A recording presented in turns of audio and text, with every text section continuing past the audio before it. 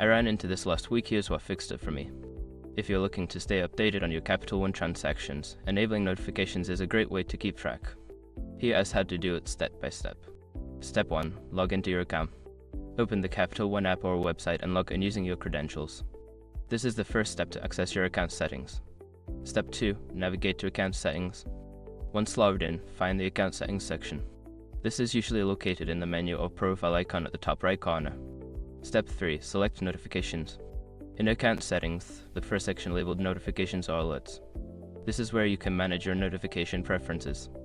Step 4. Enable transaction notifications.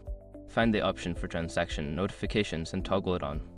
You may also have the option to customize the types of transactions you want to be notified about. Step 5. Save your settings.